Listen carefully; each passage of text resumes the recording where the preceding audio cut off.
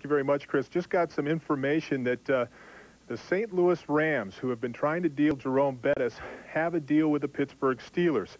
I just confirmed that. They've made the deal. It's contingent on a lot of things that might happen still in this draft in the first and second round, but Bettis will become a Pittsburgh Steeler. Now the Pittsburgh Steelers can probably concentrate at this point on some other areas of need, either a linebacker or an offensive line as they pick 29th. Now let's go back to Chris Berman in New York. All right, Mark, thank you. So varying opinions on Eric Moulds. Let's go. Let me ask you, Joe.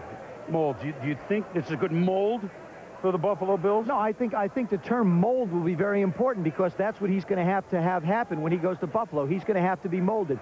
He probably couldn't go to a better organization or a better football team to work on his discipline, and discipline is the word. I've heard terms like he's a distraction in practice. I've heard terms where nobody would touch him. Here's a young man who has an opportunity to prove himself. When he gets around a lot of those veterans, Jim Kelly and company with the Buffalo Bills, he is going to learn how to be a professional. That's something this young man's going to have to learn first.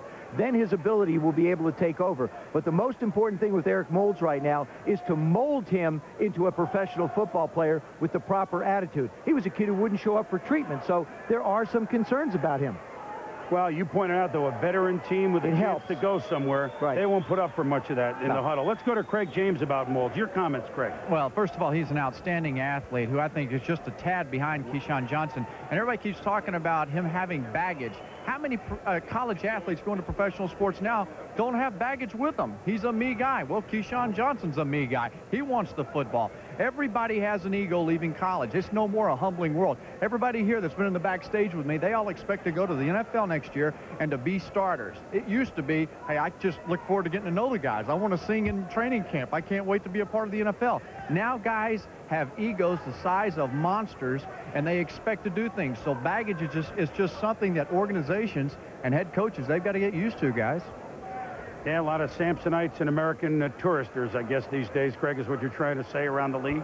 Let's go up to Bristol and go to Chris Fowler and company and Mike Lombardi. What do you guys think of the pick, Chris? Well, certainly guys do bring a lot more than the 2 carry-on bags allowed. And you've heard, Mike, some scouts say that they wouldn't draft Moulds in the 7th round. That's a harsh indictment. Your appraisal of that, and also the level of competition he played in the SEC. Well, I think Eric Moulds is a multi-talented player. He's played in a great level of competition. I mean, Antonio Langham, who was drafted in the 1st round, he's played against Ron Davis from Tennessee last year, drafted in the 2nd round by the Falcons.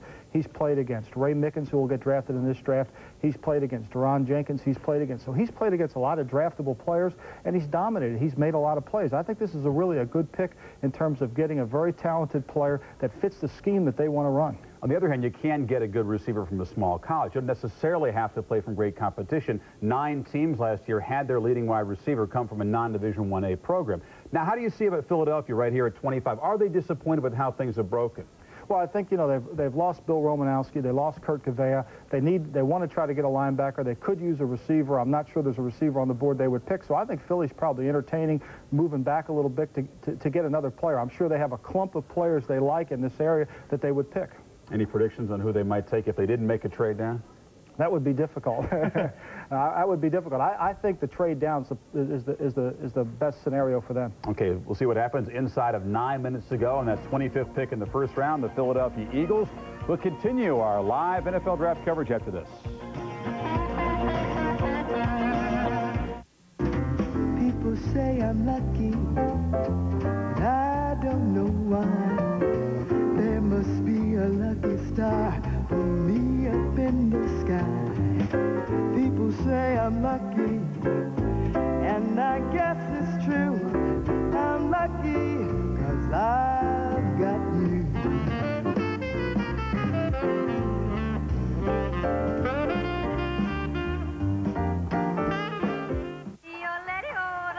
At Radio Shack, we carry thousands of electronic parts and accessories.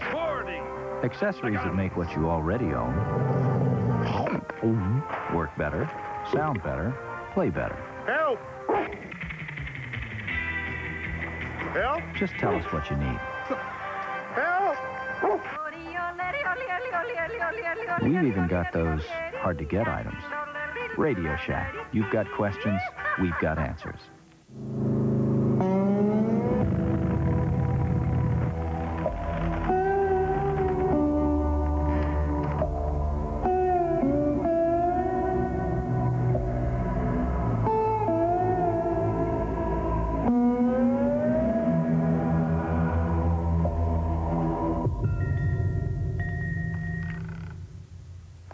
The cruising spirit lives. Royal Star by Yamaha. So what's the big surprise? Knicks tickets.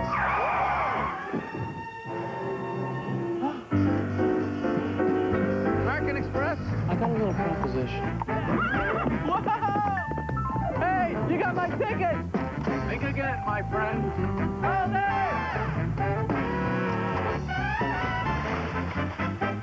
The American Express card. It's just the ticket. I'd have gone to the moon for these.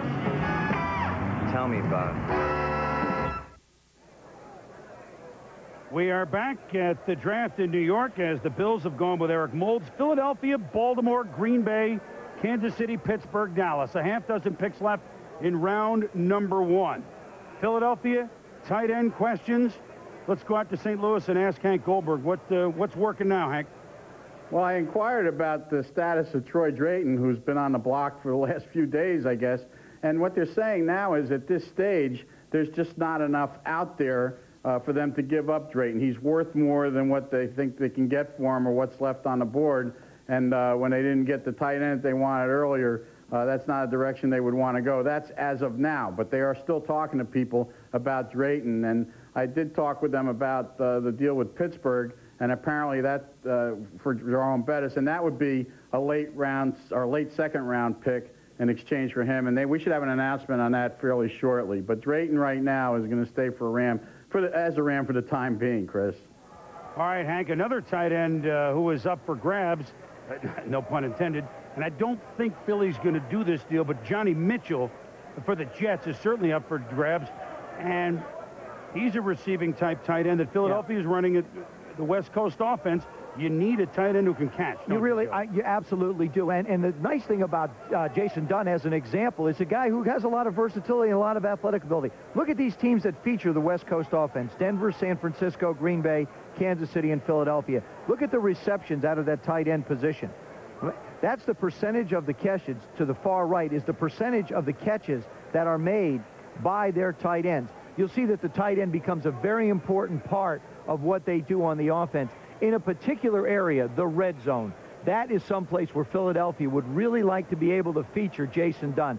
I personally think this would be an absolute excellent fit for John Gruden in that offense. All right, the pick is in, Joe.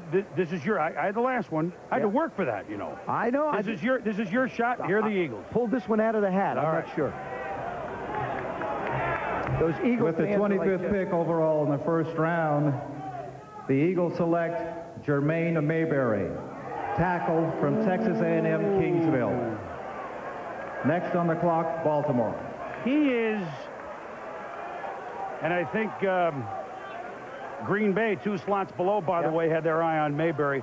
He is, Mel, certainly not a name we were talking about there, but to me, one of the most interesting players in the draft from Texas A&M Kingsville.